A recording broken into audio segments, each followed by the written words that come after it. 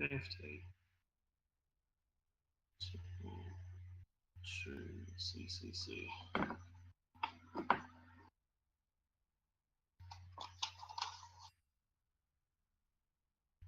All right, everything seems to be in order. Both teams Have have you given got the okay. Have you got the screen grab? Are you talking to me? Yeah. I thought Eric was doing the screen. We should be fine. All right, so welcome, ladies and gentlemen, to the ESM E-League for Division 3 semifinals. We are now in Champion Select with Team Dark Flame going onto the blue side and Team CCC going to the red side. So now we are onto the first ban. Hello, I'm Single is banning, and just looking at it, what do you think they're gonna be focusing on? Which lanes? Oh, and Vayne has been taken out actually. Vayne has been taken out. So, these bans are going rather quickly. So basically, let's go back to Vayne. So Vayne is actually a comfort pick for their AD carry in the side of Team CCC. And, just taking it out, because Vayne right now isn't really in the meta pick. It's it's more just taking away a comfort pick from the hands of Flappy Flapper. We'll see how this turns out. And on the side of Team CCC, they've taken out Vladimir. Do you have any opinion on the Vladimir, Brad? In terms of the Vladimir has really good system. So that to be a bruiser and like bully out of lane. So we can see Diana's been picked out from Team CCC. I'm not too sure about that one. Do you reckon it could be a mid lane or a jungle pick? Yeah, honestly, from what I'm looking at right now, Team Dark Flame seems to be focusing on just taking away the comfort picks of Team CCC. So Diana and Vayne, those are not two made-up picks. However, they could be a comfort pick for the mid lane or even the jungle. So right now, I suppose just they're focusing more on being able to, I guess, push the enemy team onto champions that they're not used to playing, rather than picking the strong champions for themselves. Yeah, I can see that. So, because we can also see like Gragas has been taken out for Team Dark Flame, so that's also a comfort pick for them. Lots of attack early on, very good early game, but also like going into the late game as well can be quite potent. Yeah, definitely. And last ban is onto the Rengar. So Rengar has seen some play, especially in the MSI. But less in the MSI, more towards the sort of finals onto the leagues of the LCK and NALCS and EULCS. So I suppose the Rengar ban, it's just something that you don't want to deal with right now. Rengar is pretty potent in one-shotting your AD carry, and if you want to enable your AD carry, just taking Rengar out will be a better option than having to maybe even take like 2 picks to counter it. Yeah. So yeah, smart bans. Yeah, a bit of a weird one with Kalista. We haven't seen much Kalista at all. Not at all. Even in the big leagues, it's sort of. Yeah. Not sure about that one. But the most Kalista we've ever seen is in LPL, and that's because they're more prone to team fighting over there. But maybe they had to have some intel that we don't. Who knows? Yeah.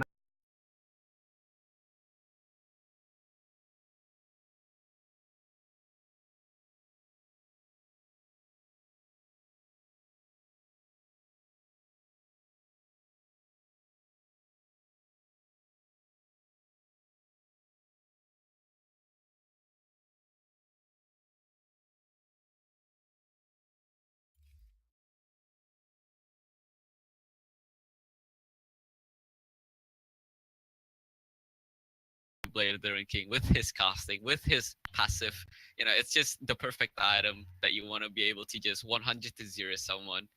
And when a Lucian snowballs, oh man, he will take over the game in less than 10 minutes. He will just start 2-shotting tags. He'll start deleting AD carries. So maybe that's what they're banking on right now. And on the side of, yeah, but we can see on the other side too, they've also thought about it, like the Shen up top with the Hecarim, like Shen tanky as hell. Like He can sit there for days, and Hecarim's known for getting into the back lines really quickly, so they're looking at probably getting around the back and trying to take out the ADC as quick as possible.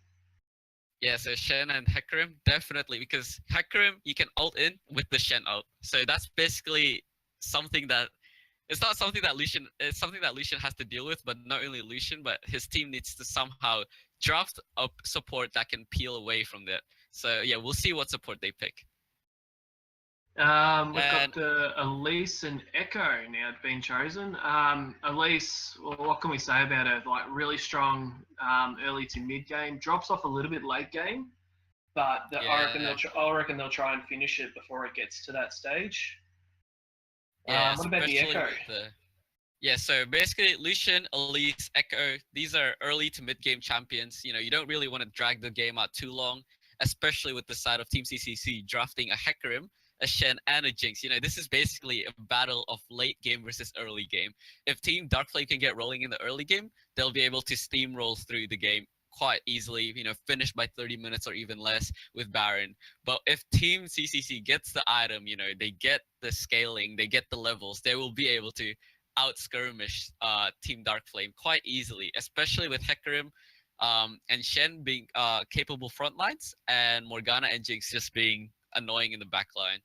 And even Morgana with this, like with her CC and stuff, like she's really good at controlling a lot of areas at once. Yeah, so Morgana, we haven't really seen her in competitive as of recent, but however, Mega has decided to take her out for this game. We'll see what she can do with her.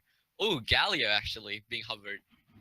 Yeah, I don't mind a bit of Galio. The new patch that they've brought in for him with the updates and stuff. Oh man, he's so powerful. Yeah, the new Galio.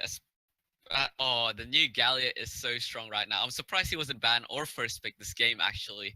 So basically, the new Galio, you can walk into a team of 5 people with the right items. You barely take half of your life away. So yeah, I'm really looking forward to what Team Darkflame can do with this Galio.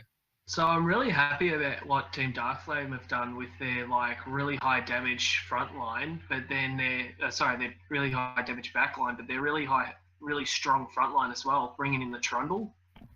Yeah. So now they've got an armor shredder mixed in with someone who can take a lot of damage in the Galio. Like it's not a bad front line if you think about it.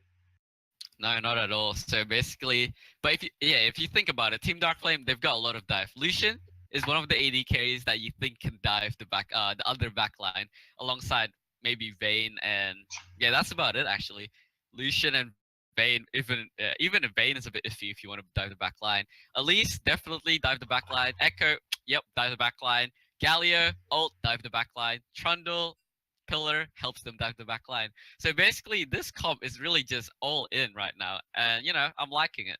I can see a couple of tower dives. Yeah, definitely, especially with the Elise spider form, where she can jump up into the environment. Yeah, the rappel mechanic. So yeah. We'll see if the GS Markle has mastered that mechanic. On the side of Team CCC, though, they've also drafted a pretty alright comp. What do you think of it? Yeah, so as we were saying before, like with the Hecarim being able to get around the sides, it's really good. Really strong in the front line with the Shen and the Morgana. I reckon they'll build Morgana a little bit tankier than normal. Yeah. And now they've got a Leona, so they're really looking at the hard CC and locking down, making sure that the front line can't do too much to interfere. Yes. With their back line. So I reckon it's very smart from them as well. It's going to be a very interesting match. Yeah, so currently we're at a 3-minute delay, as you would with any spectator game. So I guess we'll just talk more about how Jinx and Leona would fare up against Lucian and Trundle. So when you think of Trundle, you don't really think of him as a laning support. You think of, you know, the armor shred later on in the fight, just being able to ult that Shen, getting like 40% of his armor taken away from him. But in the laning phase, you know, you have your pillar, you have your Q, your W isn't really relevant unless you're skirmishing the AD carry and the AD carry isn't kiting properly. But against the Leona, that's a whole different ball game. So basically, Leona's a melee support, Trundle's a melee support. So now all of a sudden, you can pillar behind him and he has no escape unless for the flash, and you can also Q him and he has no escape because you're gonna slow him. So actually, this Trundle might actually be a stronger pick in the laning phase than previously thought. And yeah, what do you think of the Jinx? I think the Jinx is a really good idea. Lots of mobility with the option of being able to track out if need be.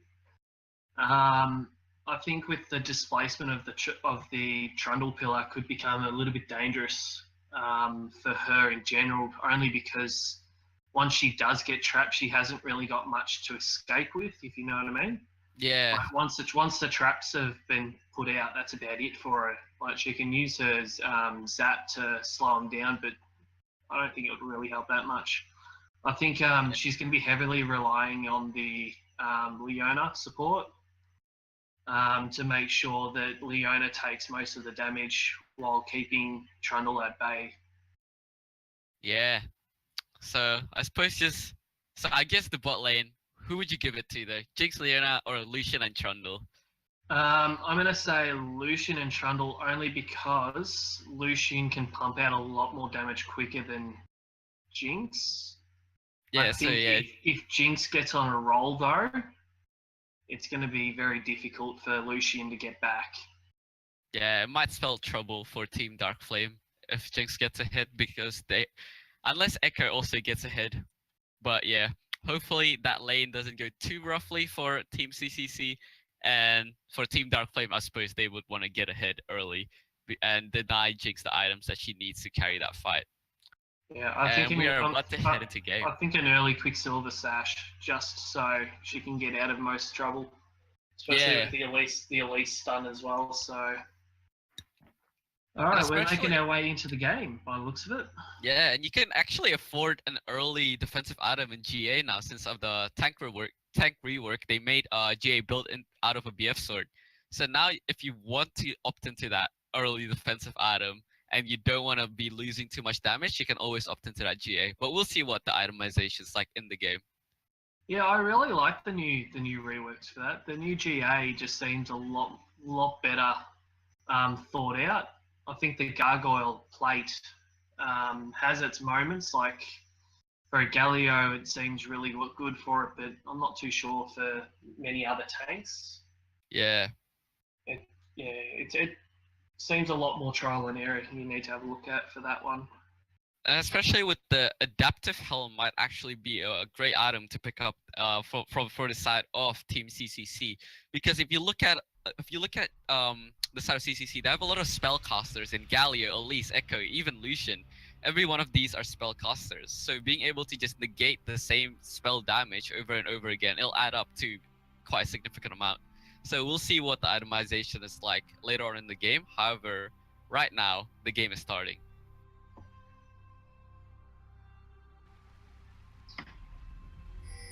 Alright, so let's see what the starting items are. So, Corruption Potion being picked up in the side of Galio, and Doran's Ring for Echo, Doran's Blade for Lucian. So basically standard stuff. Standard start, and Trundle might actually be disconnected right now. We'll see what happens if they go in for a pause or not.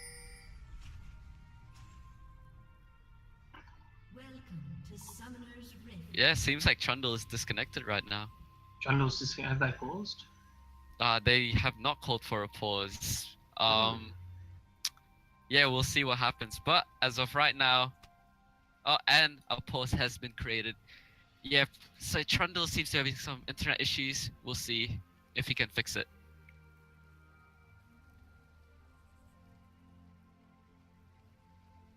But yeah, going back into just the level 1 and the draft, I suppose Echo versus Morgana, that's actually an interesting matchup because Echo is his stun is pretty predictable in a sense that there's a big circle that just comes in front of you and it takes a second or so for it to actually proc on you. So just being able to E yourself on Morgana and walk away from that is actually pretty massive. And when Echo E's on you, he's directly in front of you, so you can just Q onto him, put on your put on your W, and then you'll get some free damage and some free spell vamp. So this lane might actually go into the favor of Morgana. I don't know. Like with Echo, you have a high mobility champion against a low mobility champion. Like Echo will really want to work on getting in, getting out as quick as possible. I think if Morgana gets her stuns on him, then maybe she can turn it around. But I think in terms of like mobility, Yeah, in terms of mobility and roaming, yeah. I suppose Echo would trump Morgana out on that one. I guess we'll really see just how the lane plays out, because Morgana is a very skill-dependent champion in that you land the Q or you don't land the Q. Yeah, and it depends on too how the place is. Like if they're going to push in right in against each other, or are we going to see Elise or Hecarim roam really early into the other lanes? Like it's going to be we're going to need a couple of minutes to see like what the ideas are in the teams, like what they've been communicating. Yeah, we'll see. We will see. So looks like Trundle is not back yet. However, we will hopefully solve this issue soon, and we can get right back into the game. So with Shen and we haven't spoke about the jungle matchup actually. So Elise is very meta, and you think that she's actually a very strong pick right now. What about Hecarim? From my experiences, Hecarim's a very he's a very situational champion. For some competitions, he can work really well. So if you've got like this competition in general, I think could work very well because there is a lot of stuns, and there is a Shen to help him in the backline. For other competitions where he might fall off a little bit more due to getting stunned up a lot, I can't see this happening very well with this team, only because they've only got really the Elise who can throw out a consistent stun. Yeah. So and Galio with the taunt, but even then, that's not a very long crowd control, not at all. No. So yeah, the game started. In terms of high CC, I think he drops off a fair amount. This one where they have only got really Elise to stun him up, or Galio with the 1 second taunt, I can't really see them making an effect on it too much. Yeah. Alright, so now we are live in the game once more. Supports come back, and Elise has opted to start red into the red buff.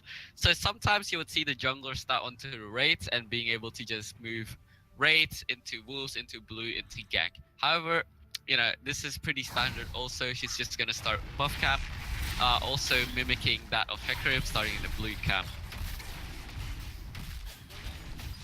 So both bot lanes are leashing for their junglers, and they're actually giving Elise a smiteless leash. Okay, so we'll see if she tries to do anything cheeky with this one. What's your idea on the refillable potion for Trundle? So Trundle refillable potion, actually I like it because in this lane you're expecting to be dominant. You know, you're not expecting to be taking too much harass.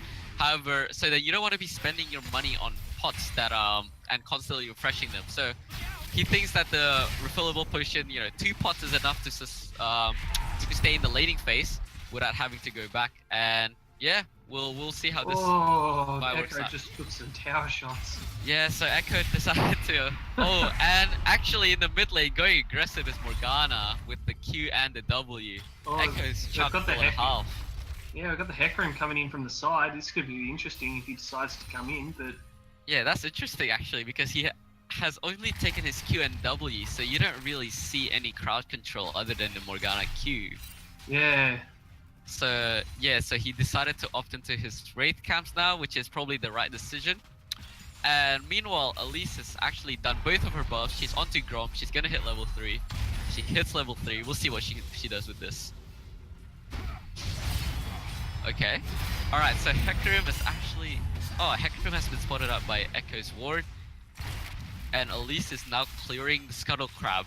So I suppose this will give them vision of the top lane with that Echo ward being placed there, the Scuttle Crab giving vision onto the river, and this allows Elise to actually just going for a cheeky invade. We'll see how this one plays out. Okay, so she W's and she Qs the red buff. We'll see who wins the smite. Okay, so Hecarim actually does win the smite war, and now he's going aggressive onto the Elise because he has backup coming in, and this might be first blood. Oh, and it is first blood for Team Dark Flame. Echo just came in a bit faster than Morgana. So like you explained before in the stream, Echo just has that mobility advantage over Morgana, being able to go into situations like that quicker than that of Morgana. And also too, like the early game of Elise is just crazy powerful, especially with the healing from her spiderlings. Yeah, so I wasn't too sure what Hecarim was actually trying to do fighting the Elise like that. That was questionable play. And now Echo is going aggressive onto Morgana, but gets rooted. So this might force a back on Morgana. However, she does still have exhaust. And we'll see if any of them decides to back, because they will lose a minion wave.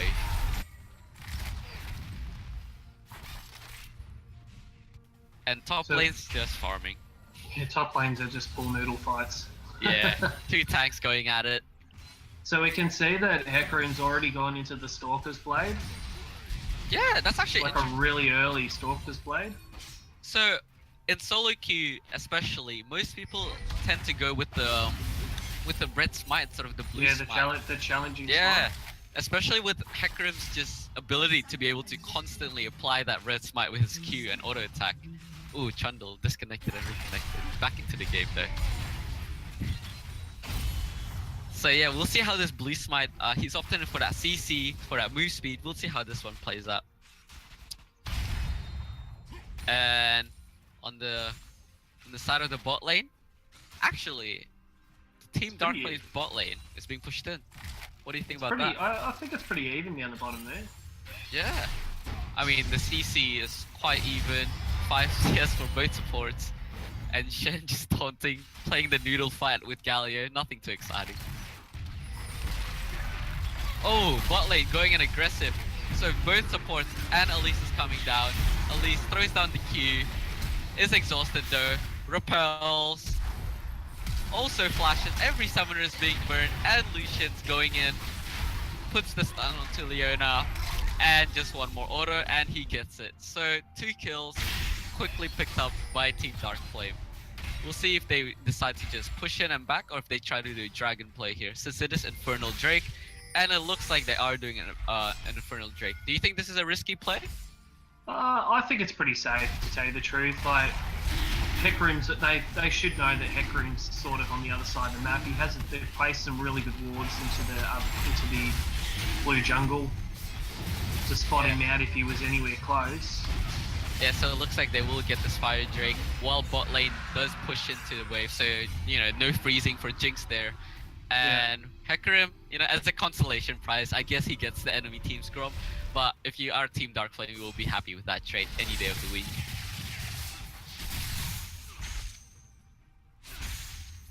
And mid lane still just being pushed in, and now Echo has actually built up a 12 CS advantage over the enemy mid laner. I guess that first blow, especially with the double buff, just really helped him out in the lane. Yeah. So as we saw in the bottom lane again, it was as I said during the team select. Once they get into Jinx's vicinity and she's throwing her traps down, she hasn't really got any escapes to get away. We saw that even if when she flashed, all Elise had to do was repel and manage to catch up again without having to waste her flash. Yeah, so 2 immobile characters, you would wish that they would, you know, put down more vision before pushing in like that again. Maybe they'll avoid the mistakes. And top lane just training against each other, just, you know, doing top lane things. So we can see that Shen's got an early Spectral's Cow. I think that's a really smart move. Yeah, because most of Galli's damage is magic. And especially with Elise, basically you're counteracting 2 of their main sort of people that you're going to be fighting, Elise and Galio. So yeah, he'll probably be safe top lane. I don't think we'll see any kills in that lane, to be honest. Not until, Not until Team 5 breaks out, or Shen uses his ult, and Galio uses his TP or ult. And mid lane just poking out the Morgana, getting E, getting that Q in. just pressuring her, making her miss that CS. Textbook play. So we got an invade again from Elise, jumping in behind. So putting in some really good wards, getting a lot of vision from them. If you look at Team Darkflame, they've really covered like the river. Yeah, so basically, from the side of Team CCC, we actually only see one pink ward being placed down near the river, while in the side of Team Darkflame, there's actually 3 pink wards being put, just covering all the vision needed to play a safe lane. So we can see like Echo's put another ward into Raptors, so see where Hecarim is. Like they've been really smart, being aware, because they know once he gets into the backline, they're really going to have trouble with him. Yeah, so he's keeping him grounded. They're trying to deny him as much farm as we can. And I guess we can. Everything's pretty. Oh, actually, bot lane going in at it. Lucian, queuing, doing Lucian things. So we can look at itemizations, since we haven't spoke about that for the bot lane. So basically, because of the first blood, Lucian has been able to pick up BF sword and longsword against Jinx's pickaxe and dagger.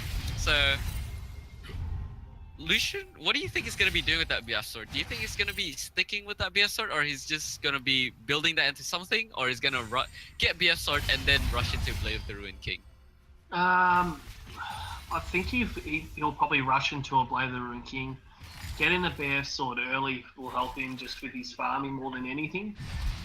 Yeah, so often to that BF sword. Yeah, just getting that one tap onto Jinx as well. Like, I think it's 169 to 121. So the damage that Lucian can put out. Ooh, top lane having a fight. 149. So Shen taunted him, and then Hecarim just goes in. Well, Echo actually TPing from the side of Team Darkflame, but Shen, that was actually beautifully played by the Shen and the Hecarim. So Shen using his ult to save Hecarim while getting away from himself. Okay. Oh, Cocoon misses, but they did chunk Leona. So Morgana just clearing out vision in the river right now. You know, just denying Team Darkflame, I guess, that at least freedom to be able to just roam down that river and keep ganking bot lane and bot lane again.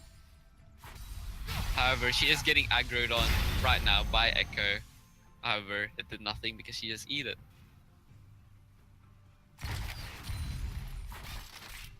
And bot lane still just doing bot lane things. They're farming pretty even in the farm right now. However, you would want to see more from the Team Darkflame's AD carry, since he was handed in that early lead. He's actually behind in farm from Jinx right now. So you want to see him go more aggressive, I guess. Trundle just pillar him, you know, poke him, even use his ult, just push him out of lane, deny him CS, because none of that is being pursued onto Team Darkflame right now. Oh, speaking of which, Cocoon onto the bot lane, and the calling onto Jinx, and one more auto, the heal comes out, the exhaust comes out on Lucian, and ooh, they went 2 for 1. Okay, not too bad. All 4 summoners blown in the side of CCC, and only the heal being blown on the side of Team Darkflame. A 2 for 1 trade that you would be happy with.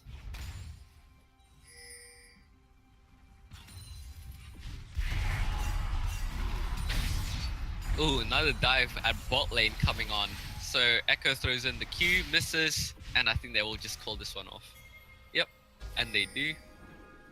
Now, Team CCC is currently about 2.3k gold behind. What do you think their game plan is going forward?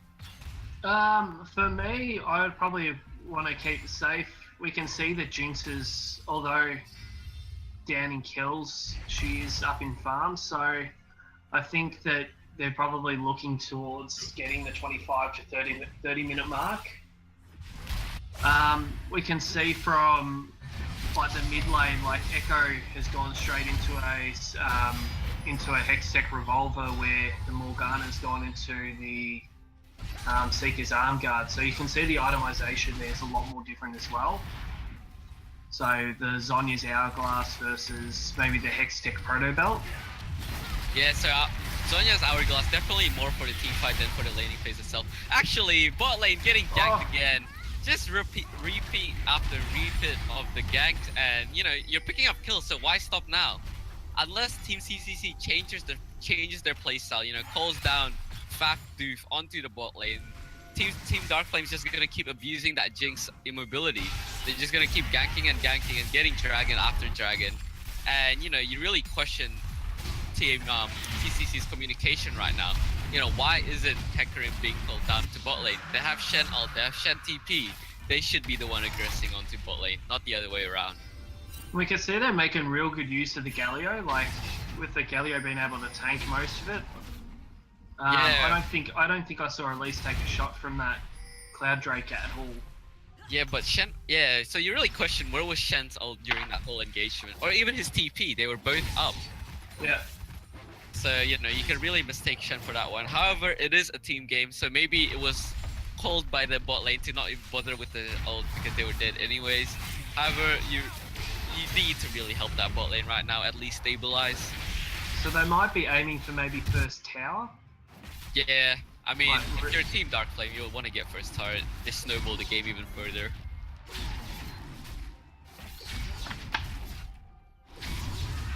And Fafdoof's just getting his red buff. However, he hasn't... Oh, actually, Elise might spot him out with that vision plant.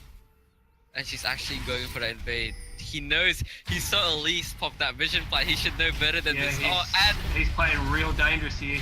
Oh, actually, Elise is being turned on. Was this? Oh, that was a bait. I was not expecting that. So that was a really good shield from Morgana there. That was like really good communication early, letting her know to come up and help Hecarim. Yeah, and Hecarim didn't even have to ult that. He knew that Morgana had him, and you know, just trusting your teammate, I guess.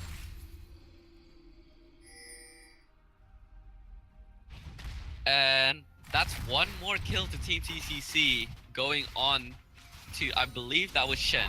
Yeah, so Shen opted in for the adaptive helm. So I was talking about that in Champion Select.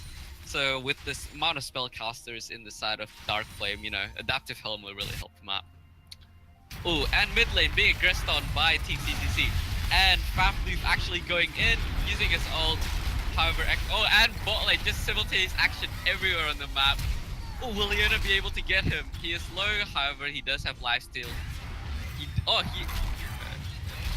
Okay, so Lucian actually opted for the Essence Reaver. What do you think about that? That's very unconventional. Yeah, that is a little bit weird. I think that it's a late game sort of thing with getting the crit hits into mana, so that means he can scan his abilities a lot more. But how good was that pillar from Trundle? Like, yeah, that was good.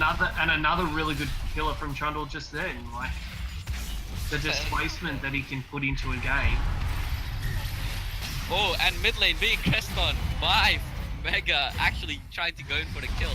So Echo is currently really low, but he will give up the chase. And top lane is still just juking it out. Auto attack after auto attack to no avail.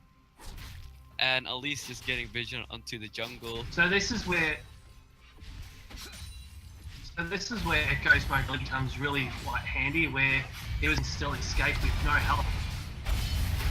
Yeah, because you know you can't really chase an Echo. Oh, actually, top lane, Shen might get a solo kill, and he does get a solo kill onto the Galio. So basically, the noodle fight has come into the kitchen, and someone did get a kill. That was surprising. So I think that really early adaptive helm has really helped in with that Q damage. Yeah, so basically adaptive helm, Galio uses his Q. The first one will hurt, the second one won't, and that's really his only damage source. So, oh, Echo actually going in for that turret. He will get it. However, will he pay with his life? He does have his ult. However, it's not gonna take him very far. And actually, he does manage to get away with it, especially with the TPD. Oh, but they're not done yet. Will Hecarim up? Oh, a nice dodge by Lin Pro. And this will net them another 2 kills onto the side of Darkflame.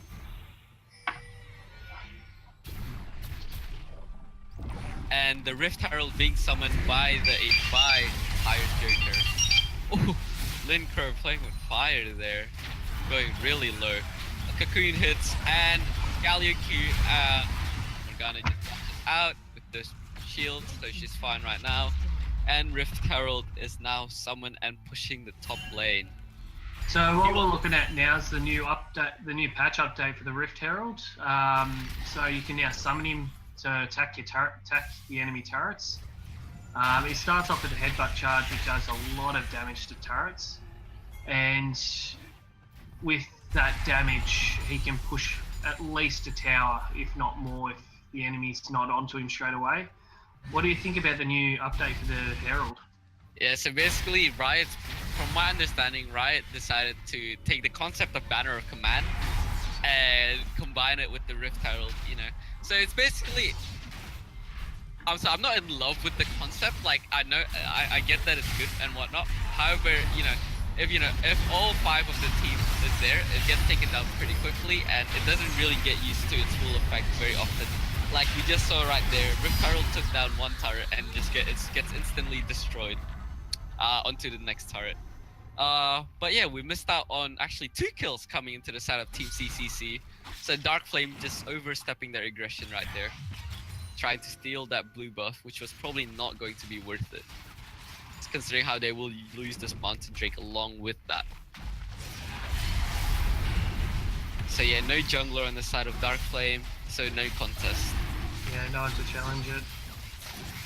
And top lane wave is actually pushing into the side of Dark Flame, so they'll just quickly get that, and hopefully maybe they can start setting up vision onto Baron, especially with the team comp they have of Lucian. Oh, but then he did not go into the blade. Oh, actually, second item GA. What do you think about that? So the GA, as we were talking before, now gives you a little bit of AD as well as the armor, and you've got that passive of the coming back to life. So I reckon it's a really strong item, especially in these team fights that have been drawn out now. The team fight that we saw before, there was a lot going on and being thrown out. So I think now it gives him the opportunity to stay in that fight a little bit longer, get a couple more kills. Yeah, especially, so basically, once Lucian pops his GA, he'll be able to maybe they dive into him, they get the kill and then he revives with the GA, and then, the other teams did, so now they can go in for a Baron. But, well, if he didn't have the GA, Lucian will be dead. They will have no consistent damage for the Baron, and, it might be worth it. And actually, on the side of CCC, Flappy Flapper has actually opted in for an Infinity Edge item first. So not a common build path that you would see in the competitive scene, especially given that Jinx really needs that attack speed to be able to be viable. He needs to be able to shoot rocket after rocket after rocket and get that AoE crit, which is I guess provided by the Infinity Edge, but you're really relying on luck at the moment of just being able to crit with that 20% chance, instead of just having that consistent DPS with the attack speed of building that BF sword and then completing a Phantom Dancer or a Static Shiv and then completing the IE. But yeah, so right now he's opted in for that full IE build, and we'll see how it goes. So I think we could see from 23 minutes in, we've got DFT 9,000 in front. Yeah. But the itemization, especially if you look in the mid lane, we've got the Echo with the Proto Belt and the Lynchbane. So he's taking down towers so quickly because of that. Yeah, compared to the Morgana, who's taken the the long sustained team fight build sort of thing. So Morgana actually opted in for a Zhonya's Hourglass. Now, looking at Team Darkflame again, you've got Hello I'm Single and Galio, you got GS Marco and Elise, you've got Echo, Linkro and Echo. So basically the 3 champions are just listed. More than half of their team does magic damage. So the Zhonya's might not help her that much, except for against Lucian, and even then, how often would you get hit by a Lucian as Morgana? So questionable build paths all around from Team CCC. However, we will see if this pays off with that big 5-man Morgana ult into the Zhonya's. So the DFT have gone to a 2-2-2-1, like really pressuring all the lanes. Yeah, they're pushing. Really not leaving much room for CCC to be able to even get to buffs. Like I think Hecarim's been pretty dry for a little bit now. Yeah, so basically their wave clear is Morgana right now. So and they can't leave Jinx onto a lane by herself, or else she'll just get dived by Echo. She'll get dived by Elise. She can maybe even get dived by the Lucian. So right now, Jinx can't be left alone to wave clear by herself. Morgana has to wave clear mid. They're really in a pickle. Which also means that they're sharing too much experience, the mid lane and the AD. Yeah, not only experience but also gold. Yeah. So as you can see, Echo has actually built up a 50 CS lead onto Morgana, while Jinx has built up a 30 CS lead. So we can see that Jinx is actually being prioritized farm over the mid lane, while on the side of Darkflame, actually Echo is being prioritized farm over Lucian. And while, you know, look at top lane, Galli's just cruising by with that 50 CS lead. He might be 2 kills behind, however, like, he's still ahead in gold though,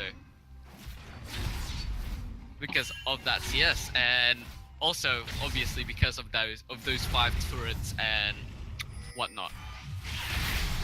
And I guess with Darkflame right now, you really just want to close out this game, because the gap, you have such a humongous gold lead. You should be able to just take turrets. You should be able to dictate the game. Oh, a pause has actually been called in to the game. Looks like it might be the Trundle. Yeah, he's been disconnecting and reconnecting this game. So I guess with what do you want to see Team Darkflame do to close out the game?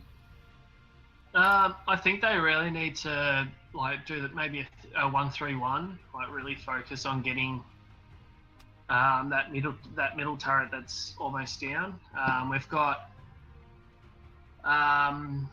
the Lucian, who's actually doing really well compared to the Jinx. I think although he's got less minions in general, the 4 kills have really helped him a lot. We can see he's building the Biltwater Cutlass. So is that into the Blade the Rune King, I think? Yeah, blue build Lucian. And on the side of...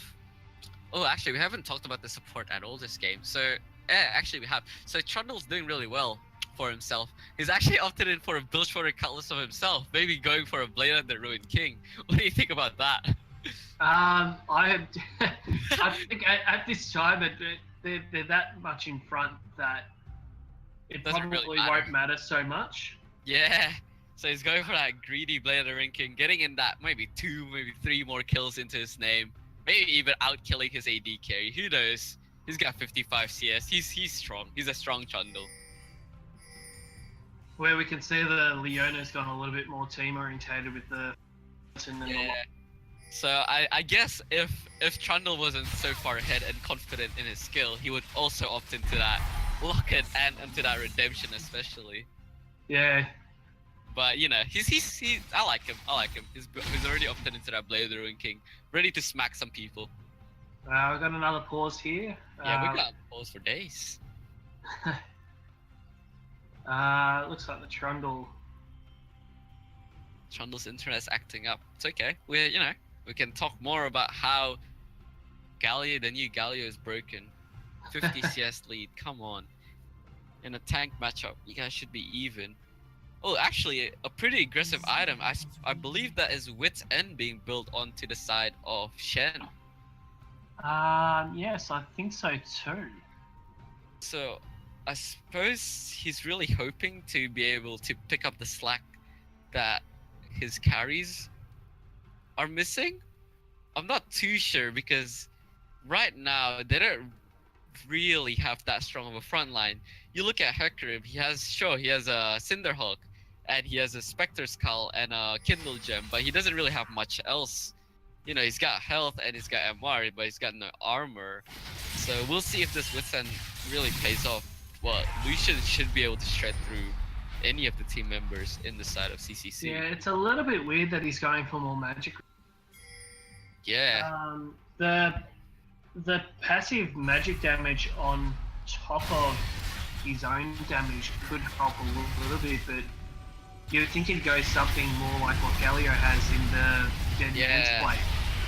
Especially with Ninja Tabby's being so strong right now. But, you know, I can respect it. You know, he wants more damage. Trundle wants more damage. Everyone wants more damage. Oh, actually, Leona E getting cancelled over the wall by Baron. That's very unfortunate. And the Smite Ward does go onto the side of Dark Flame. And now they will just wipe this team fight because they are outnumbered and they will lose two more team members. And Echo just playing in the front line, being annoying, being Echo. Gets one, gets two. Will he get a third one? Oh, no, he got Morgana Q, but no matter. Trundle E, onto the taunt, onto the Mogalia Q, no chance whatsoever. Jinx, Flappy Flappo, being the only member alive on the side of CCC. And this may be the end of the game. We'll see how far they push though.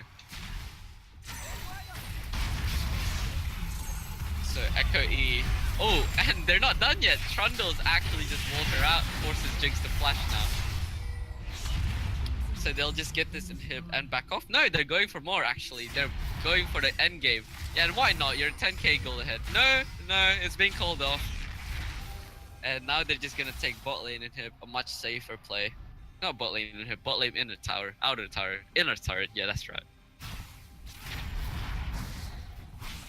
So Cloud Drake's up. Do you think it really matters? Do you think Cloud Drake really matters at this point, or Team Dark Flame is just gonna roll them either way? I think they can afford just to send the Ace down there, just to get it, to reset the car. Dragons can't be a bad thing. Yeah, it's one more dragon and then it's Elder Dragon anyway, so... Yeah, a 3-drag Elder Drake.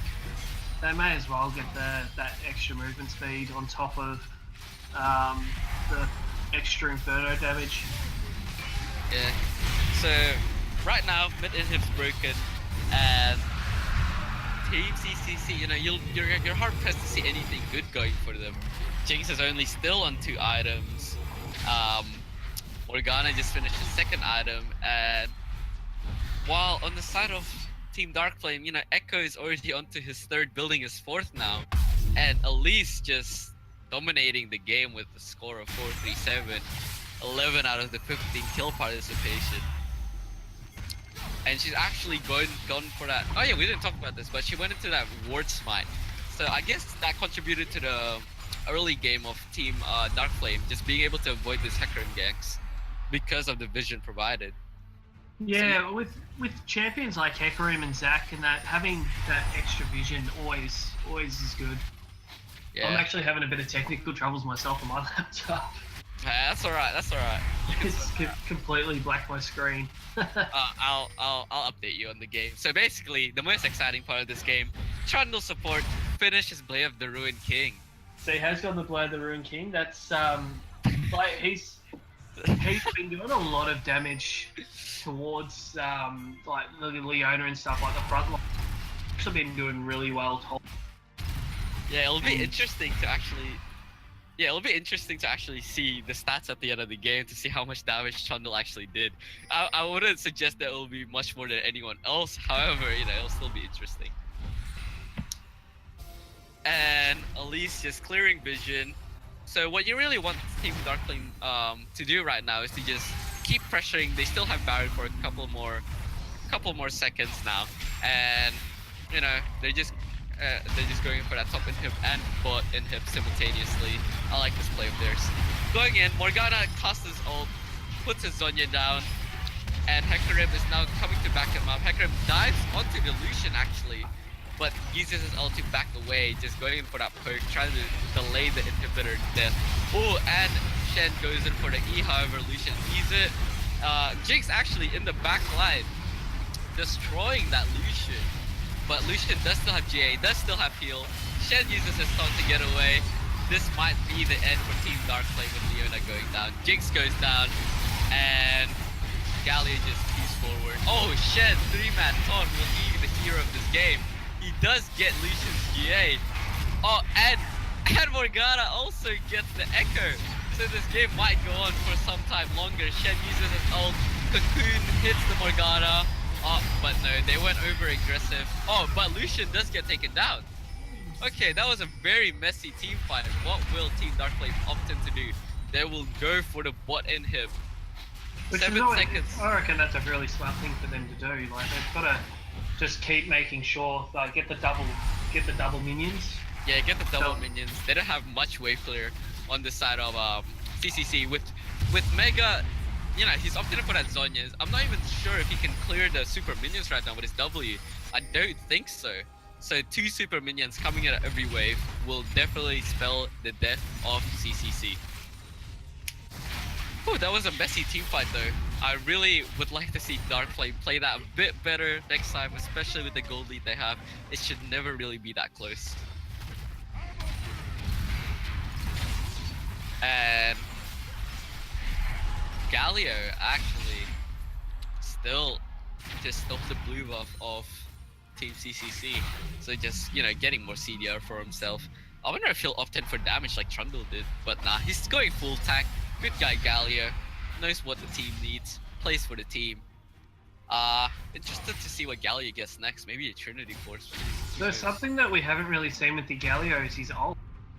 Yeah, I suppose he doesn't really need it with the team being this far ahead.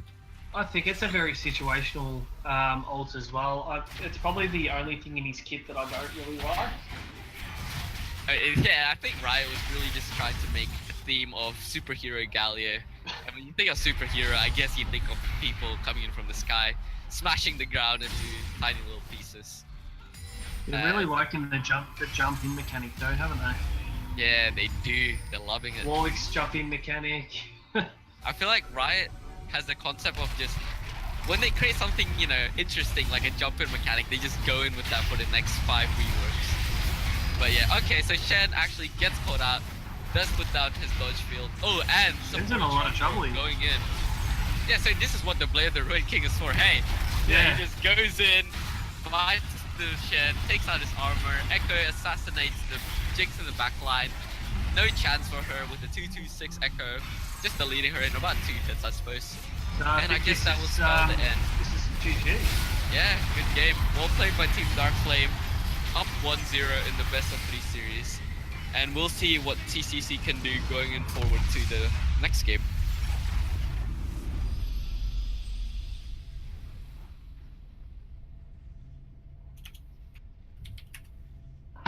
Alright. I think we will be going into so yeah, actually that was quite an enjoyable game. I think we'll be going into break soon. However, until then, we'll just keep talking about how that game went. So a pretty convincing victory from the side of Darkflame. CCC, you know, questionable build paths, but when you're behind, I guess you just opt in for that all or nothing, that infinity. Yeah. I think what we'll see into the next game is that they're probably going to definitely get rid of that Elise out of the jungle. I think that him being able to get in so early and being able to put those stuns on really damaged them. Yeah, maybe they'll ban those champions next game. So fun fact, total damage dealt, Trundle put in 53,400 compared to the owner of 15,000. So I guess that Blade of the Ruined King really did work. I mean, I don't really know what to say. I mean, like, you don't really see Trundle so far as Billy Blade of the Ruined King. That's just how confident he was in his skill, I suppose. And Lucian going in for the Essence Reaver into Blade of the Ruined King. So usually it's Blade of the Ruined King into maybe something like Black Cleaver, giving him that tankiness and that damage. But the Essence Reaver gives him that CDR. So, you know, you can really just look at the playstyle of these players just by the item builds that they're going for. And yeah, there's really not much else to say. Team CCC really has to just recollect themselves, you know, maybe draft a completely different team comp, because I don't think this one is working out too well. But I did like the Shen. Maybe they can keep the Shen. Yeah, the Shen was probably one of their like savers in this thing. I think they probably won't go the Morgana because she got out mobiled a lot.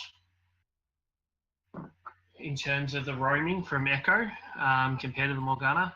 But we can also see like the amount of wards that DFT placed to make sure that Hecarim could gank. We're looking at like 70 to 60 wards placed. So like they really made sure that the vision was a definite winner. Yeah, maybe instead of the blue smite, you might want to go in for a ward smite next time. So the trackers knife. The tracker's knife. Maybe that'll just keep Elise in check instead of letting her, as you can see, snowball bot lane out of proportion, snowball mid lane quite well, and top lane. Did it really snowball them?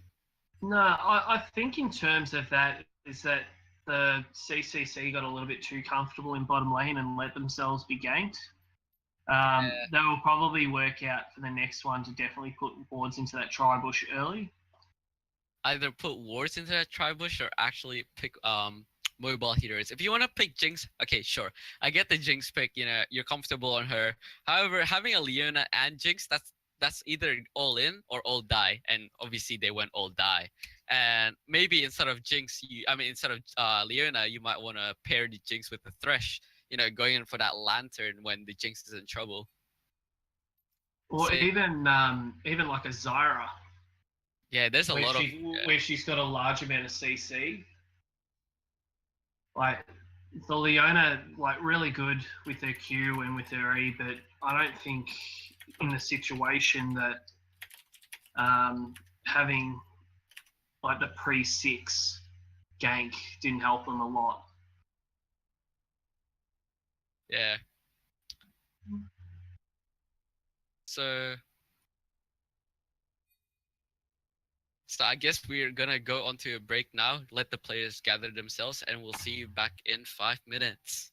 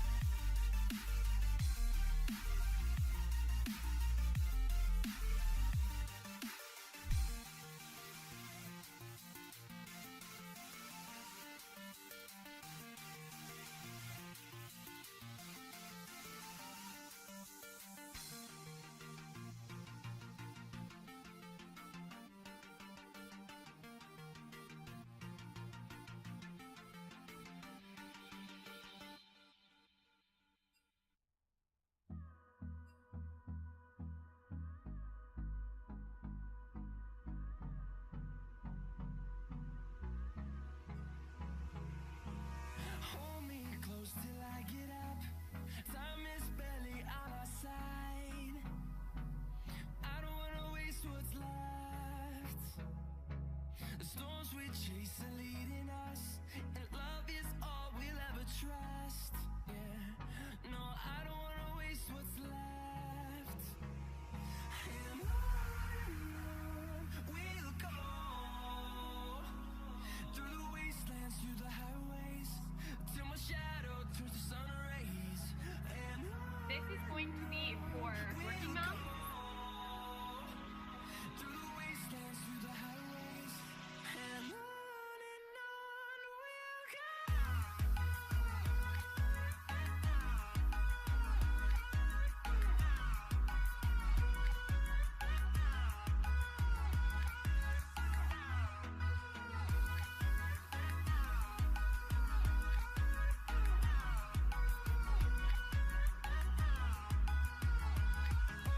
on we'll go.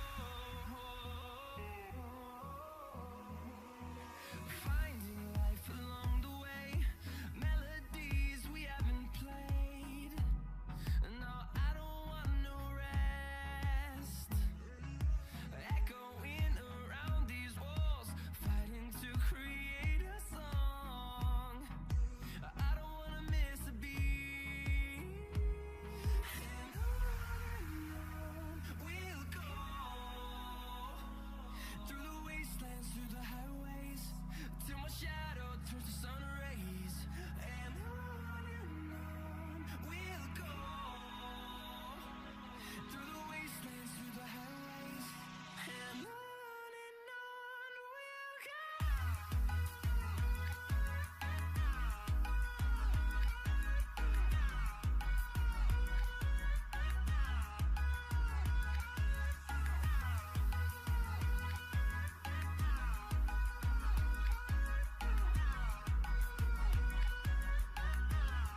And we'll grow in number, fueled by them to see the horizon, turn us to thousands. And we'll grow in number, fueled by them to see the horizon, turn us to thousands. And on we'll go, through the wastelands, through the highways, till my shadow turns to sun rays. And on we'll go, through the wastelands, through the highways, and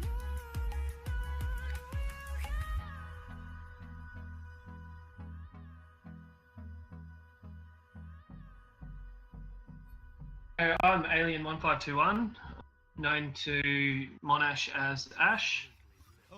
And I am P-Sang, known to Monash as probably the greatest player to have ever graced the team.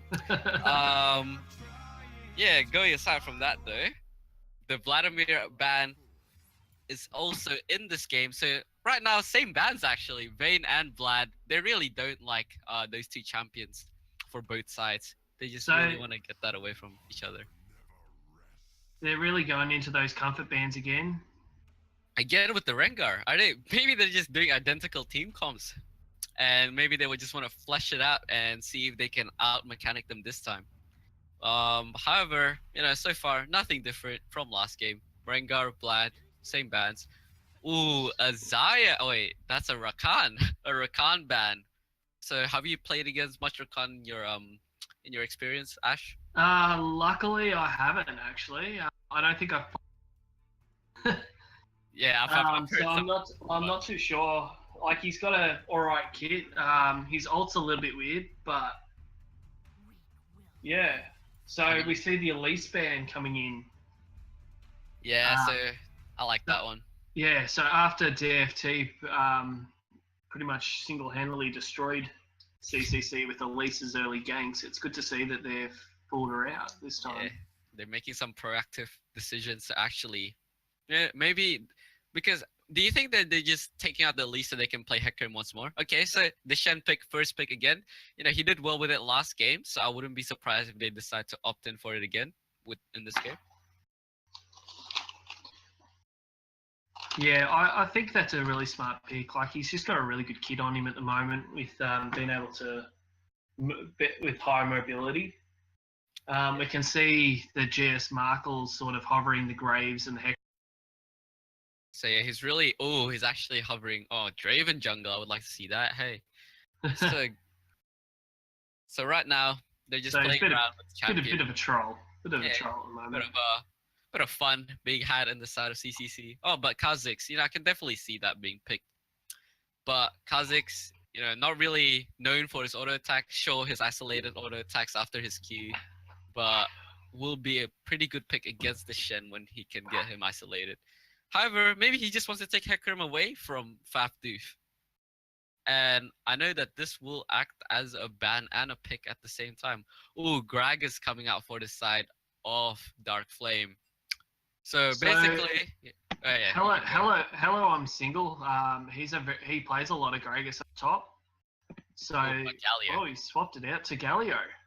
Galio again. I mean, it worked last game. Why change? Why fix something that isn't broken, Ash? And yeah, there you go. So Galio and Hecarim being taken out from Fafdoof, and we'll see what he actually wants to play this time. So CCC have gone back with the company.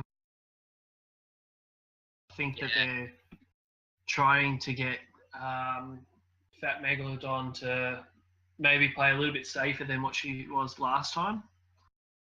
Yeah, maybe maybe they thought that Elise was really the problem in last game. So by taking Elise out in the ban phase, they'll be able to play the same comp with a different result. But however, they can't really play the same comp because Hecarim's been taken out. So now Fafdoof's really thinking about his next pick. So looking back at what Fafdoof plays, I was going to say he'd go back to the Kha'Zix. So he's pretty well known for playing Kha'Zix a lot. I think it's quite a comfort pick for him, which is really good for what they need at the moment to be able to just be on that comfort pit and make sure that they each win in lane. Yeah, so what I want to see from Kha'Zix in this game is actually to really just focus on that Morgana. Because if Morgana gets an ulti onto the enemy mid laner, or even a Q onto the enemy mid laner, it spells dead in 2 seconds, flat out. Kha'Zix will jump on them, isolate Q, and they're gone. So yeah, definitely a lot of kill potential in the mid lane and jungle duo. And but Ari, how can you camp someone who you can't even hit skill shots on? Ooh, so Lin Crow, not really too sure what he's going to pick. Yasuo, maybe. Oh, okay. So I can see the Lucian being picked on early right now. Okay, so Lucian and Ari will be the picks. So Ari, mobile hero against Morgana, decent wave clear. Much likely going to be a farming lane with Ari maybe being able to roam more than the Morgana. However, nothing too special in that lane. Oh, so they opted out of the Jinx pick into the Caitlyn. Looks like it. Would you like to see a Caitlyn pick? So I quite like Caitlyn over Jinx only because Jinx with with the traps, this is even a better pick for you, I reckon, with the Sivir and her ult. Sivir and Varus. Questionable Varus. Oh, it might actually be a Varus mid and a Morgana support. Oh, maybe.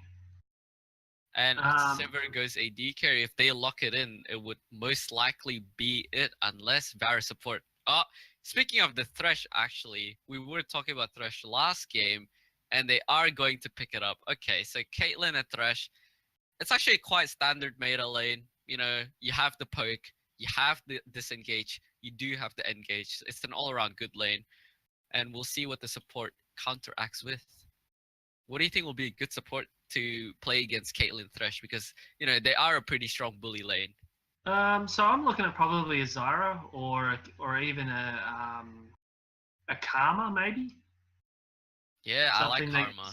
Something that can dish out a lot of damage, but also can come back with shields. We look at like a Zyra pick where she has a lot of poke damage or poke potential with the potential to do stuns as well as her CC knockup. So, something like... Ooh, a Tahm Kench. That's pretty much throw my theory out of the water. Okay, so basically, this lane, Thresh gets a hook, Tahm Kench eats the person who gets hooked. Rinse and repeat, Tahm Kench uses his ult to gank other lanes, and that would be the ideal situation for Team Dark Flame. But Team CCC, if they are able to get the hook onto Tom Kedge, if they are able to burst him down somehow through his E, he can't really E himself. So we'll see how this lane turns out. Doesn't look like anyone has an advantage. Maybe Caitlyn does actually. And yeah, what about top lane Shen Gallia, a repeat matchup of last game? So I think it'll go back to Shen again. Shen just gets too tanky by the end of it. Galio might be able to pull out. But if we look at DFT's choices again, we've got the really tank top, high mobility jungle, high mobility mid laner, tired Joker with the Lucian again, and instead of the Trundle, he's gone the Tahm Kench. So it's a very similar comp to what they had before, except the Hecarim without the early CC. So it'll be quite interesting how they change that around. Yeah.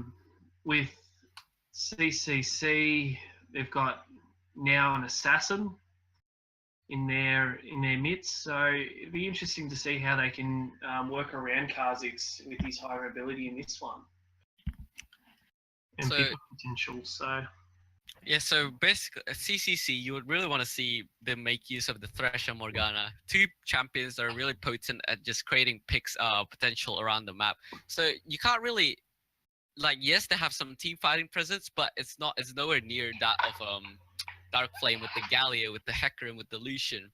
You just really want to see them be able to set up vision around the map, be able to maybe land a Morgana Q out of Fog of War, being able to follow that up with Thresh Q, with a Thresh Lantern, get a quick pick, get an objective, rinse and repeat until you get a lead big enough to be able to team fight comfortably. So would you say in this game that he might opt to attract his knife in the challenges? Yes, so Kha'Zix definitely, because you're not going to be auto-attacking all that often with Kha'Zix, let's be honest. Yes, it's solo queue, Skirmisher's Knife's always nice for that damage reduction, for that just extra damage, but this isn't solo queue. This is 5v5. This is competitive League of Legends, and being able to just set up vision, being able to just create picks, that's far more valuable than just raw damage. So we can see on CCC that they've got both Shen with his teleport and his ult, and now the Morgana as well with the teleport, versus the Ari who's opted in for the more damage, and the Galio with the teleport. So it's going to be really interesting how they work around those two teleports, especially with Shen with Chu himself. So yeah, I think bot lane is just going to be the main focus of this game once more. I think we'll be seeing a lot of 4v4s down bot with the jungler and mid lane, maybe even 5v4s in their favor of CCC. And yeah, we'll see what happens. We're looking at still about 40 seconds before we. Any last points you want to chuck in, or? I don't know. What do you think, Twitch chat? Do you think CCC is gonna pull it off, or do you think Dark Flame is gonna close out the game in a dominating fashion like they did last game? I think CCC might actually get the early game this time. I reckon they might play a little bit safer. Really try and use that Kha'Zix a lot more. As before, like Fardu's comfort pick is his Kha'Zix, so we should be really seeing some really good communication from him. I think that they're going to really ward up this time. They can't afford not to after the last game. So I think CCC are probably going to take it early, but I think DFT is going to come over the top at the end game. Yeah, so Twitch chat has had their vote. Luke Claus thinks that CCC will take out this game, while D Droids thinks that Flame Boys will take out this game.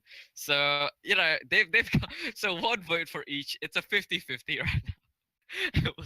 We will see how they play out this game. Okay, we're gonna get into game. We're now in the loading screen.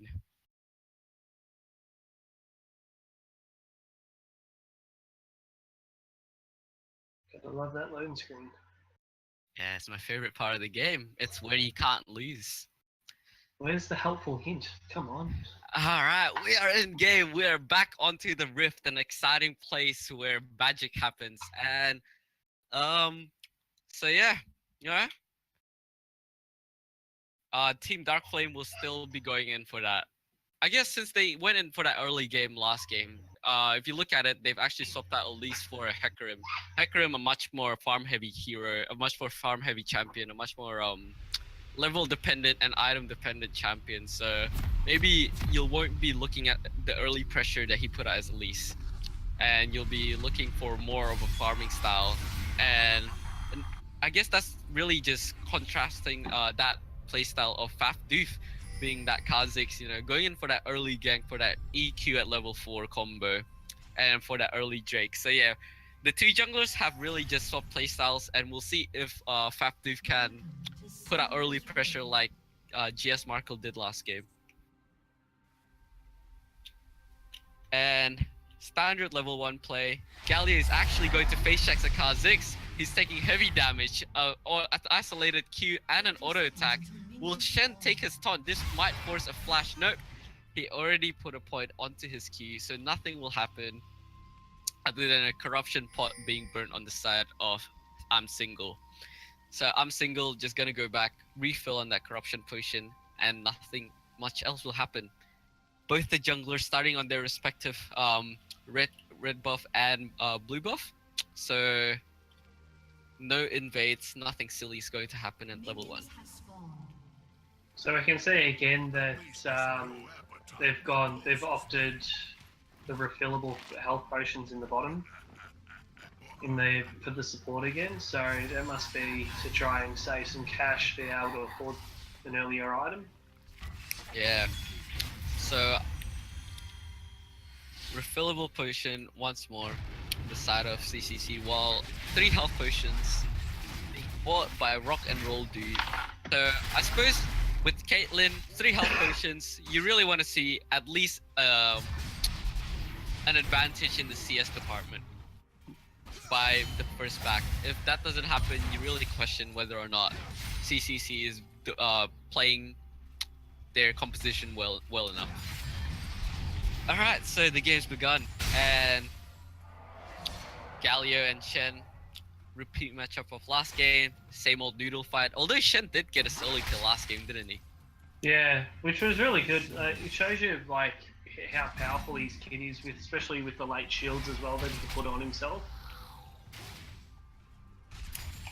Maybe I'm not too sure if he'll get the same solo kill, because when he did get the solo kill, he was a kill up onto the Galio because of a roam by at least.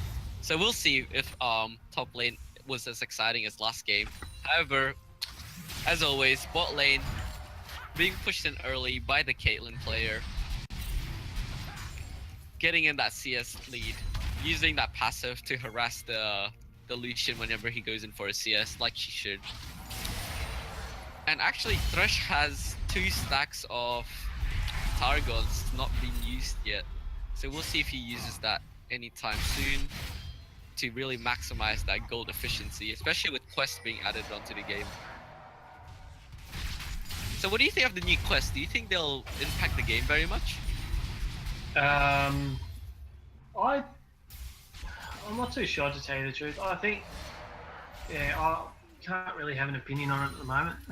Yeah, so basically, if for the people watching at home who might not have read the patch note, they've added quest onto the game as a support item thing.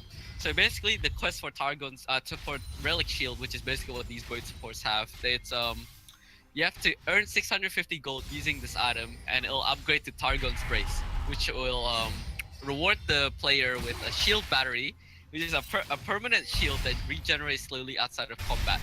So basically, it's just a shield. It's nice to have. Maybe it'll protect them from some damage, but it's nothing game breaking. Yeah, you can see what they're trying to do with like trying to get supports in, because lately the supports have been sort of left out in terms of items. So yeah, they're trying to create a more proactive gameplay, I suppose, for the supports, and I like that. I like where Riot's taking in that direction. Oh, and top lane just taking some harass from that Galio passive, that Galio Q now coming into play. Hecarim going in for an early gank, however was spotted out by the ward and will now just back off. And he's actually gonna go for a gank onto the bot lane. We'll see if this one works out. So okay. the difference between the last game and this game is that you can see that they've watered River really well. Yeah, so So yeah, like the last time where the Elise had a really easy entrance, this one they're going to have a little bit of trouble. So I think that the time that they've had between games, they've really used it to communicate, really lock down on making sure that they don't get ganked too quick. yeah, they definitely don't want to snowball the sector, because that will spell trouble for not only the Caitlyn but the rest of the team. And so, while Hecarim has opted in for a path that allowed him for an early gank, Fafdoof actually just went in for a full clear, so now he's actually ahead in experience and ahead in gold. And he'll actually be able to go in for a gank after clearing this camp. I wonder if he will go for a gank though, or if he will just go in for another sort of scuttle crab invade. Oh no. He's actually gonna go in for a gank up mid lane. There is no wards on the side of Dark Flame, so Lin Crow has no idea that this is happening. However, I don't think there's a really good entrance for Kha'Zix, considering how Ahri is level 6 now. So yeah, nothing much is happening. They're farm-wise, Lin Crow is winning in CS by now 16 CS. Oh, actually, speaking of nothing is happening, top lane is getting ganked. Kha'Zix just went in for a W, forces a flash out on Hello I'm Single, and now moves on back to his jungle. So yeah, do you think that mid lane should be in a CS deficit for Team CCC? Well, the thing with Ahri is that she has a lot of like crowd control, so with her Q she can take out a lot of minions at once, where Morgana still has trouble taking out a large amount of minions even with that pull. So I think that the middle lane will have to be sort of your middle ground, where you might want to have to lose it and you'd really want to focus on the bottom lane. So we can see that Flappy Flappo with the auto attack centric Caitlyn is actually doing really well against the Lucian, being able to push him back. So yeah, with the middle lane, is sort of, you might want to use Morgana more as a utility over having Morgana do like solo kills. That makes sense? Yeah, it does. So Flappy Flappo, out of 3 CS deficit actually as the Caitlyn player. So you don't really want to see the Caitlyn player leaving lane at a CS deficit. However, it is not too major. She'll still be able to get to that late game headshot Caitlyn, but it'll just be delayed by a bit. So yeah, nothing too major in the game happening right now other than mid lane CS deficit. And actually Dark Flame has built up an 800 gold lead from just the CS differential alone. So we'll see if they can actually translate that to anything meaningful though. And as of right now, bot lane is still farming. You know, Tom Kent is still just walking around the lane, looking scary, ready to eat that Lucian whenever he gets hooked. And Caitlyn's just still poking Lucian out. So in the jungle, they both have hit level 6. Now, Kha'Zix's level 6 is not as strong as Hecarim's level 6, just because of that he doesn't offer the same amount of hard CC in that fear and that gap closer. However, it does mean that his damage is almost like, he almost does 40% more damage just because of the isolated reset. So what he lacks in terms of CC, if his teammates can make it up, he'll be fine. Oh, actually a lantern being thrown out onto the side of Caitlyn just to save him from that Hecarim gank. So you can see that GS Markle has learned from last game, you know, he's applying that pressure. Oh, actually top lane being jumped on by Kha'Zix. Galio throws in that Q, he has no flash, he was ganked before, and that will be the death of him. First blood drawn onto the side of CCC. Now, do you think what do you think the Shen can do with the first blood? Do you think he'll use the first blood gold to be able to just dominate lane further, or help out his teammates? I would probably want to see him build some more damage this time. Probably go into something like a Hydra of some description, just so he can push that lane a little bit more. We saw that in the last game that they struggled to push lanes really quickly. So maybe opting towards being a little bit greedy earlier on and helping out his teammates might benefit them more. Yeah, definitely. So maybe just a more lane dominant playstyle, in the sense that maybe, you know, he might not help his team out now, but in team fights he'll be way stronger than the enemy top laner. He'll be able to take out the backline quicker and be able to provide that front line that's much needed in the side of CCC. But something that Shen always has struggled with as well is like clearing out minions. So like the Hydra is a really good way of doing that. Yeah, oftentimes. So basically, Shen's evolution is quite weird. Oh, actually, speaking of which, bot lane is actually getting ganked. Shen ult will come out onto the thresh. Oh, a double down by Yin Yang Warrior. But Tom Kench is onto the backline of the cage. He's gonna eat the K and he might draw another kill.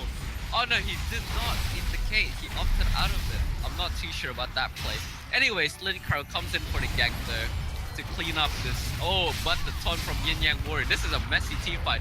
And Tom Kench ate this Ahri, and that was overall 2 for 2. So yeah, like we said before, there'll be a lot of 4v4s down in the bot lane due to the Shen and due to the Ahri being able to just roam down much quicker than the Morgana. So Morgana can never really match up with the Ahri in terms of roaming potential. So what I would like to see her do is actually just... Oh, she actually had her TP then. She could have just TP'd down. But yeah, if she doesn't have her TP... Well, she's I would like using to see her TP now to help out top, to clear out top, so... Yeah, I'm not too sure though, because I think that would have been two more potential kills in the side of CCC if she just used the TP behind them. But yeah, so now she just used it to clear top, and another wave's actually being pushed in, so no one's going to actually pick up that wave, while mid lane is slowly pushing onto the side of Dark Flame. So what I want to see Morgana do for next time is actually, instead of trying to match the Ahri in terms of roam potential, just push in that mid lane, make her pay for a roam, maybe even get some damage and be able to take down First Blood turret, instead of just, you know, because you won't ever be able to match the Ahri in terms of roam, so you might as well punish her and get your team some gold that way. So yeah, anyways, Kha'Zix is clearing out some vision at top lane, and Lucian just putting down some damage in the bot lane turret right now. We'll see if the third gank will come through. The taunt will come out. Oh, he charges in forward because the Hecarim is here. Hecarim ults and Kha'Zix ults goes invisible. They don't know where he is. Galio Qs and he ults backwards. However, to no avail. Fafdoof will go down to GS Markle Hecarim.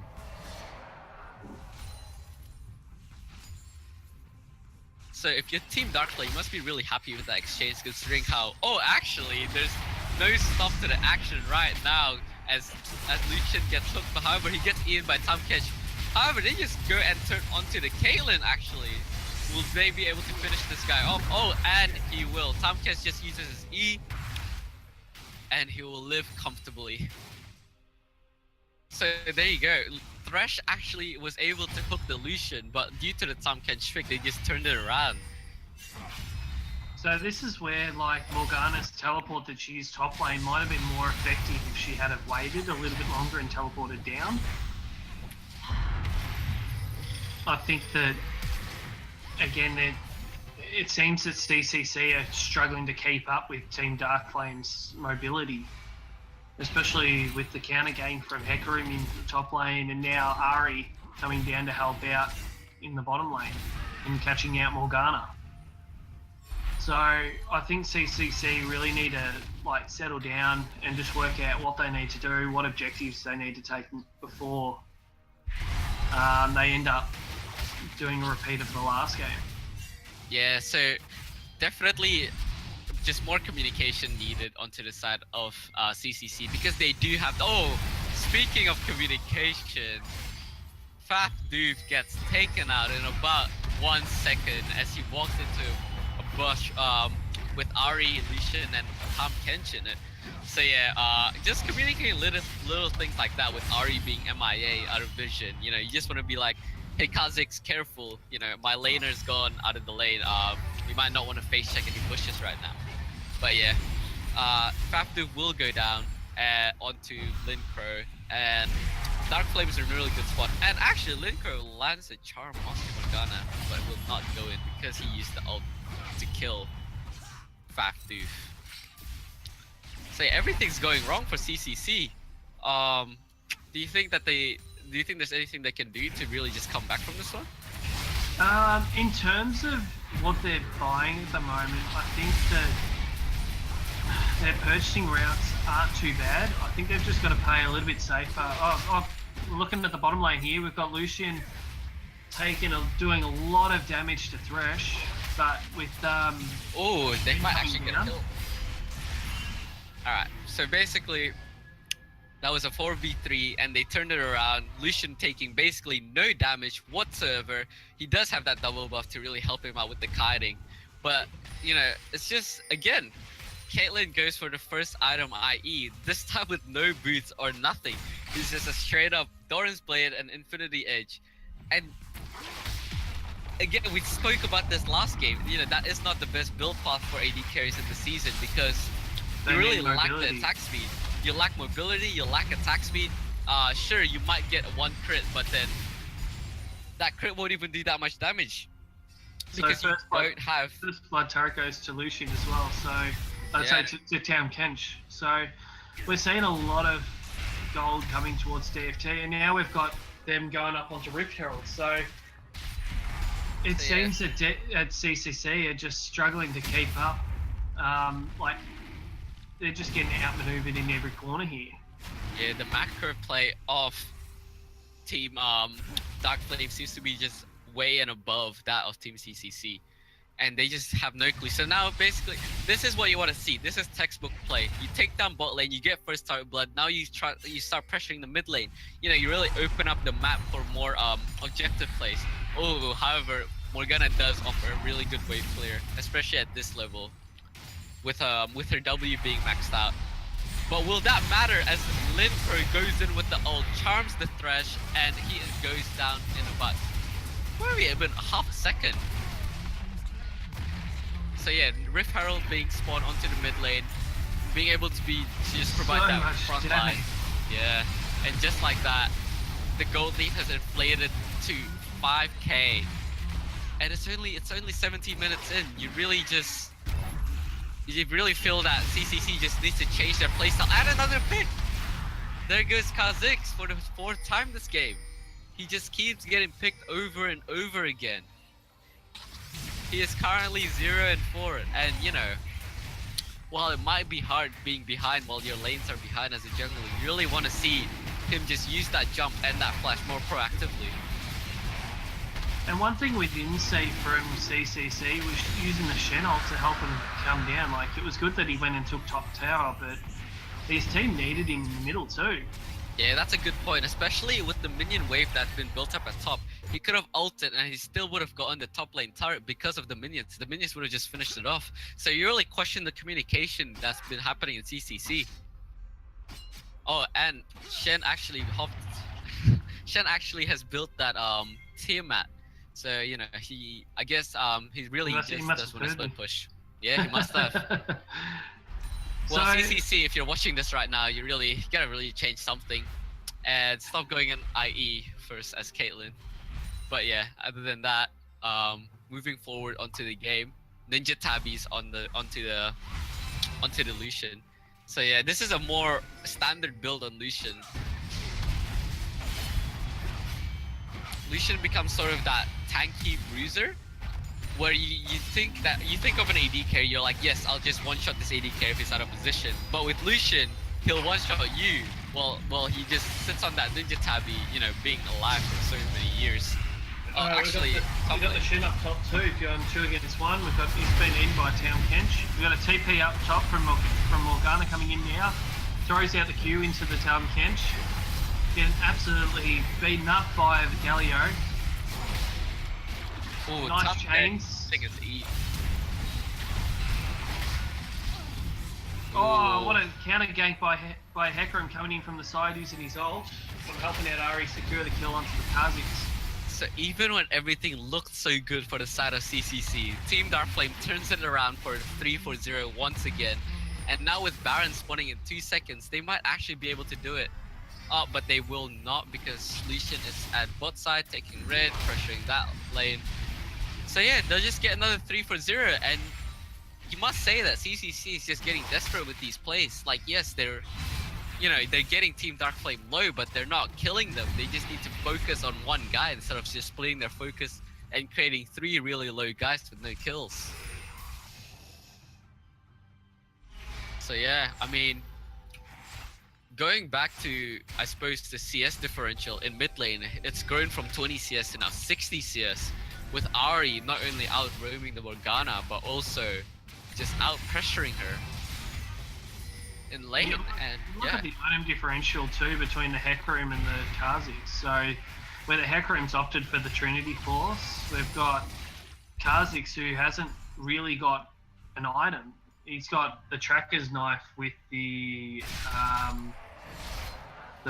Warrior Trucking Knife. So he hasn't really been able to farm up and get the items that he needs to be able to do damage. yeah, it's really just, it's not looking good for CCC, definitely not.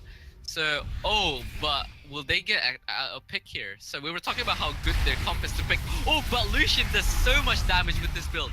And he will go in a 1v4 and might take out Caitlyn too. No, he will get exhausted. However, that is a summoner blown on the side of CCC and still losing a member in a 1v4. Definitely not something you want to see, especially when that one person is the AD carry. So yeah, this really just shows how behind CC is.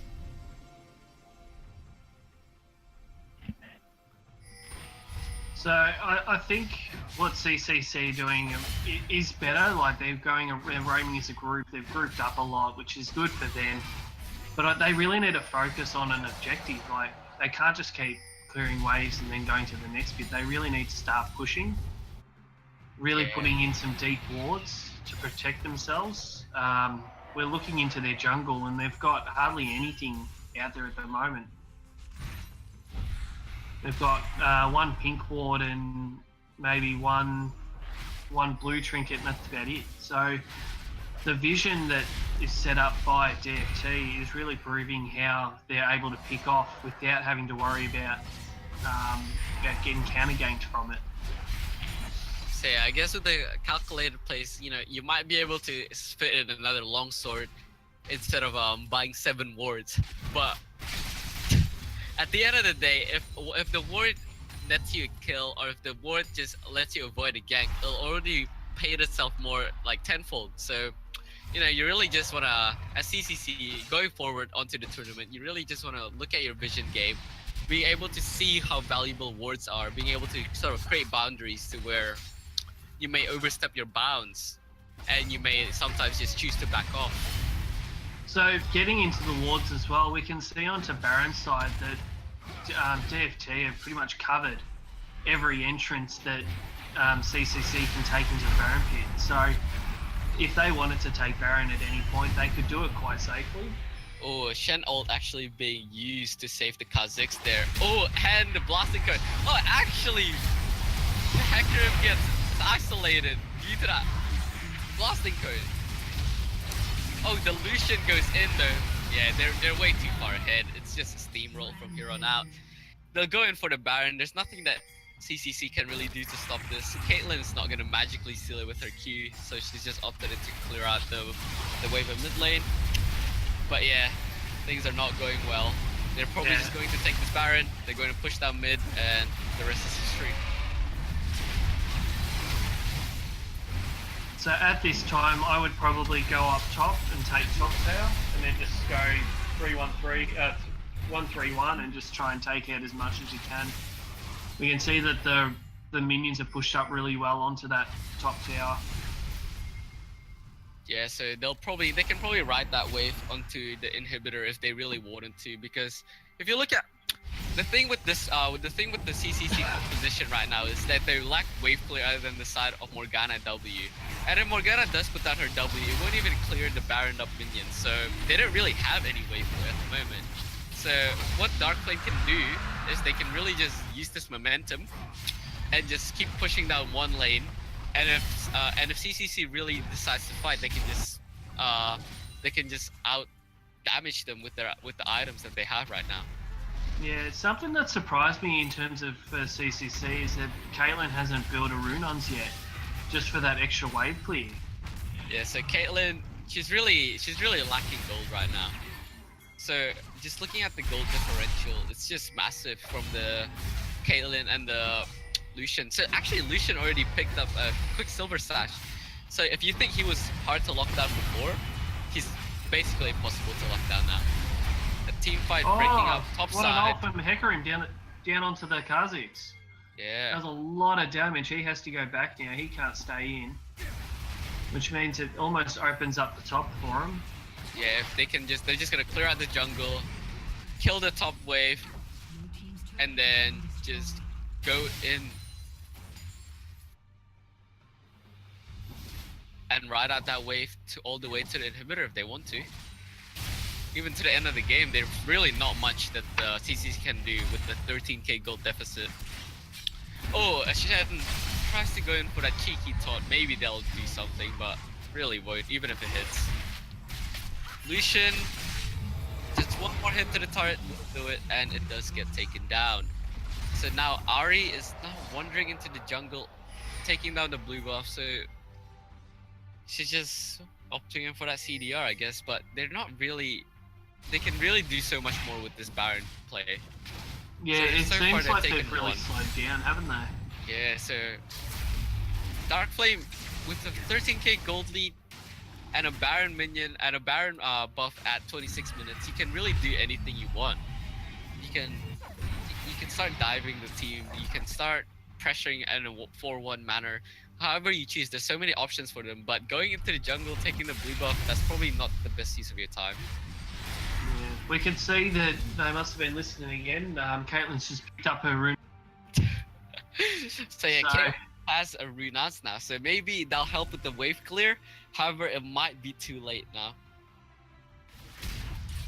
Lucian does opt in for a BT, so now he's got 2 lifesteal items, a Quicksilver Sash and Ninja Tabbies. He's a tank now, he's a lifesteal tank. Pretty hard to kill now. Yeah, especially with him being 3 levels ahead of the assassin in Kha'Zix. The Kha'Zix just finished. The Kha'Zix hasn't even finished his first item. He decided to buy a Spectre's Call instead of finishing the item. So he really does do no damage, and it's really rough when you're Kha'Zix with the early lead. So it looks like they're just going to pressure up the middle lane and the bottom lane, which I think is quite smart. They're just going to put their resources out into 2 lanes instead of spending them all into 1. Yeah, because there's no...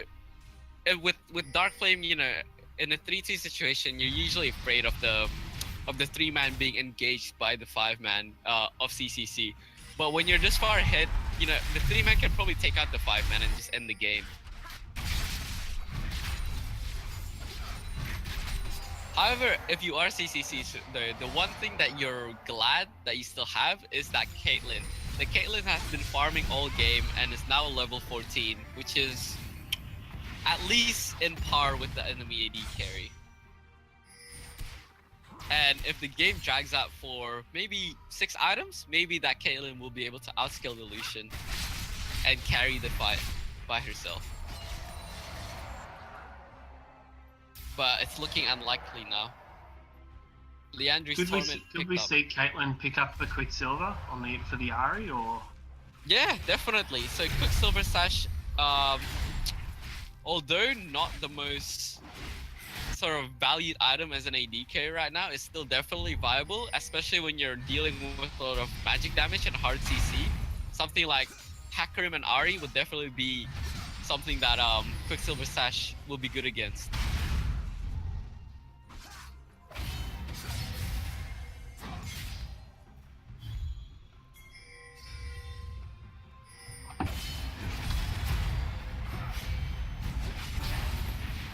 they're just Galio is just having a noodle fight. Oh, and Morgana gets taken out off the screen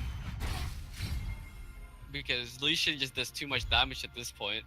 Oh, and Ari ulting in to get that Caitlyn. Just one more hit will do it.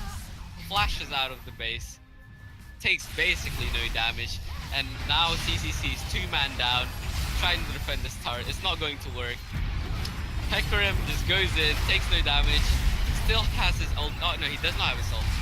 But it doesn't matter because Galio will just tank the turret for 18 years while Lucian deletes everything in his sides. Oh, actually loses the side of Kha'Zix. Takes too much damage actually. And now they're in their base, but there's no minion wave. So now I think they'll just wait for the mid lane minion wave to reach the turret and take it from there. Shen will try a one-man defense against the 4 of them. However, I don't think this will work out. And he will pay for it with this. Not live.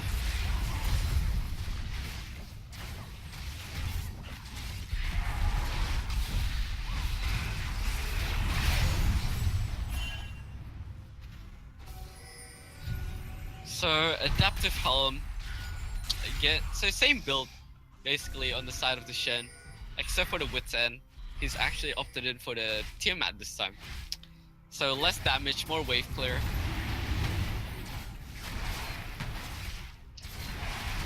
Now, what do you think that Team Darkflame has to do to close out the game? Because they've been trying to close out the game for the past 5 minutes, and their gold lead hasn't really increased them very much.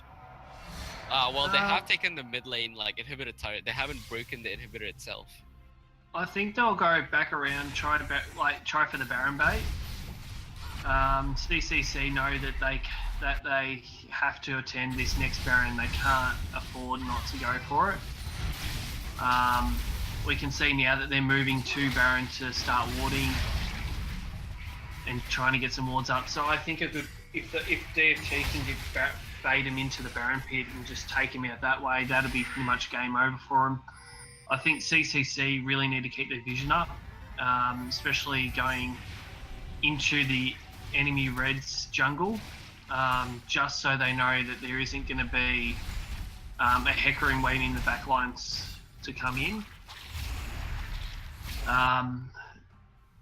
What DFT are going to probably do is try and bring in as much as possible and just keep Ari down bottom. Ari's pretty fed now. She can probably 1v1 the Morgana quite easily without having to worry about it. Yeah, I think if they can get to the next Baron, that's pretty much game over for CCC.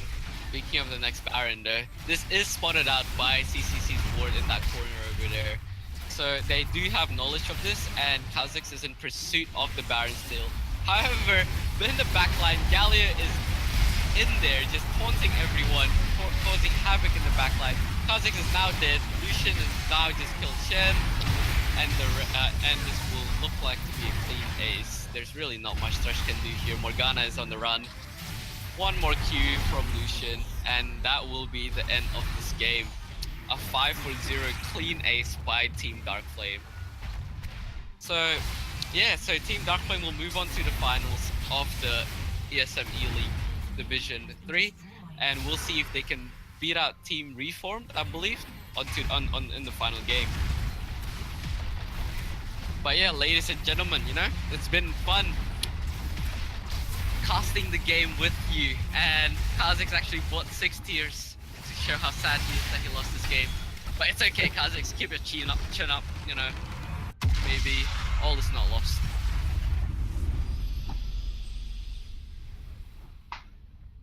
And yeah, there's really that was just 2 dominant performances by Team Darkflame. And if you're CCC right now, you might feel pretty down, but you know.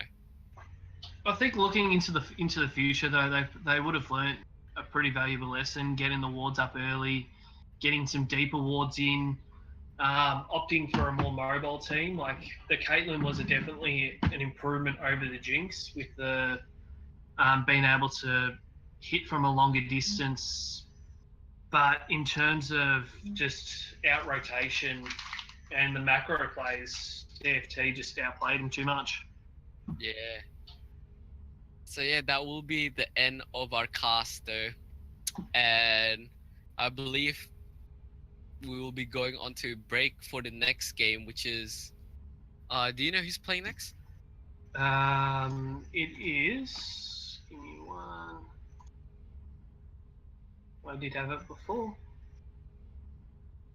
Will be NLY versus MD, I think it is. The All right, Division there you go. 2? The Division 2 playoffs. Yep. So this is Alien1521 signing off. And peace out. All right, peace, guys. Have fun with the rest of the E-League. Thanks, guys. Bye. I dream of what we'd be, but I can feel you slip further from me. Oh, it makes it hard to be when you are all that I want, but don't have. And I'll run into the sea, follow this heart that escapes me.